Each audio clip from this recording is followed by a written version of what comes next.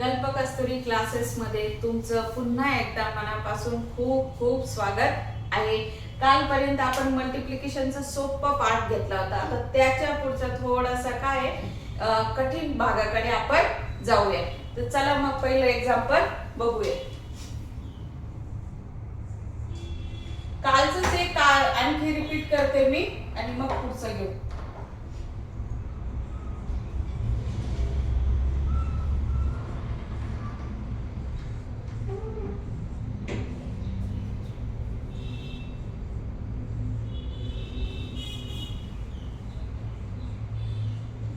बघा, हे शिकून झालं तुमचं. 2 चा टेबल किती पर्यंत म्हणायचा? 6 पर्यंत. 2 6 चा 12. 2 इथं लिहायचा, 1 इथं. 2 3 चा 6 आणि प्लस 1 7 आणि 2 2 चा 4. सोपंच आहे.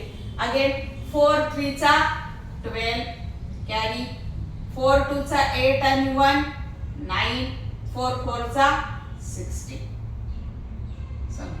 आता मात्र शून्य इथं, तर काय करायचं? ऍज इट इज 4 3 चा 12 कॅरी. आता कोणत्याही संख्येला शून्याशी मल्टिपल केलं तर उत्तर काय येतं? नेहमी शून्य येतं. मग 3 0 0. मग या कॅरीचं काय करायचं? तो कॅरी काय करायचा? ऍज इट इज खाली घ्यायचा. 3 0 0 आणि प्लस 1 1 आणि 3 3 चा 9. ही एक गोष्ट लक्षात ठेवा. आणि युनिट प्लेसला 0 राहिले तर 4 0 0 4 0 0 आणि 4 3 चा 12. तर मग याची सोपी ट्रिक आहे. युनिट प्लेसला, टेन्स प्लेसला, 100 प्लेसला 0 राहिले तर त्याचं मल्टिप्लिकेशन करत बसायचं नाही. ते 0 ऍज इट इज खाली घ्यायचे. समजा तुम्हाला आणखी एक एक्झाम्पल घेतला आपण. 4 ह्या आता 0 0 करत नाही बसायचे. किती 0 आहे? 2 लिहून टाकायचं आणि 4 2 चा 8. हे सोपं. आणखी तुमचं 0 इथं राहिला सेंटरला आणि इथं दिलं. मग काय करणार तुम्ही? 4 8 चा 32. 2 इथं आणि 3 इथं. 4 0 0 आणि वरचा कॅरी काय करायचा? खाली घ्यायचा ऍज इट इज आणि 4 2 चा 8. आता तुम्हाला हे झिरोची कन्सेप्ट क्लिअर झाली असेल तर याच्या पुढचा पार्ट आपण 2 डिजिटचं मल्टिप्लिकेशन आज शिकणार आहोत. 2 डिजिटचं मल्टिप्लिकेशन थोडंसं मुलांना काय होतं? अवघड जातं, कारण इथं 2 डिजिटनी मल्टिपल करायचं राहतं. तर बघा, आता हे 32 आहे म्हणजे काय? हा युनिट प्लेस आणि हा टेन्स प्लेस. याला मराठीत म्हणतो आपण एकक आणि दशक. तर आधी या या तिन्ही संख्यांना काय करायचं? गुणाकार करायचं, मल्टिपल करायचं आणि मग 3 ने करायचं. तर 2 चा टेबल 4 पर्यंत. 2 4 चा 8. 4 6 चा 2 6 चा 12. 2 इथं लिहायचा आणि 1 कॅरी द्यायचा. 2 3 चा 6 आणि 1 7. इथपर्यंत झालं. ह्या 2 ने या तिघांना मल्टिपल केलं. आता 3 ने करायच्या आधी इथं काय करायचं? 0 टाकायचा, इथं अंडरलाईन मारायची आणि मग 3 ने करायचं. कारण काय होतं, कधी कधी मुलं शून्य टाकायचं विसरून जातात, कधी अंडरलाईन टाकत नाही, मग नंतर ते ऍडिशन करायला गोंधळ होतो. तर आता 3 चा टेबल 4 पर्यंत. 3 4 चा 12. 2 इथं 1 कॅरी. 3 6 चा 18 आणि 1 19.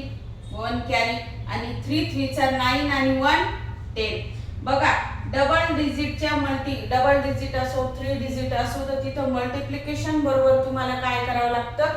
ऍडिशन पण करावी लागते. मग 8 प्लस 0 8. 2 प्लस 2 4. 9 प्लस 7 किती होतात? 9 च्या पुढे 7 मोजत. किती झाले तुमचे? 16. 6 इथं आणि 1 कॅरी. 1 प्लस 0 1 आणि हा 1 ऍज इट इज. तर हे तुमचं उत्तर.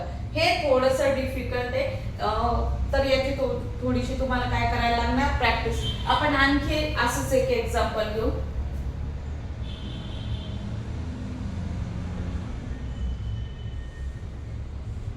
थ्री चा टेबल 8 पर्यंत. 3 8 चा 24.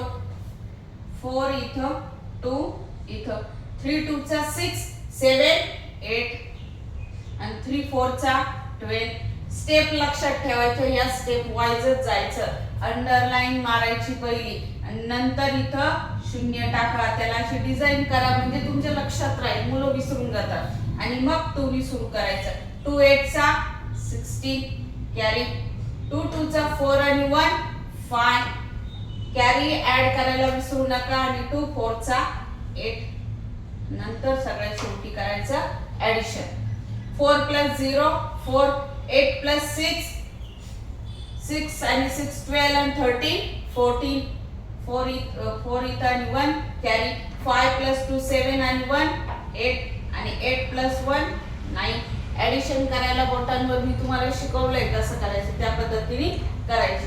आणि आता एक एक्झाम्पल मी तुम्हाला काय करते होमवर्क म्हणून देते, त्याचा आन्सर मला कमेंट मध्ये टाकायचा आहे. 362 × 43. हे मात्र मला काय करा, तुम्ही सोडवा आणि याचं आन्सर मला कमेंट बॉक्स मध्ये टाका. थँक्यू.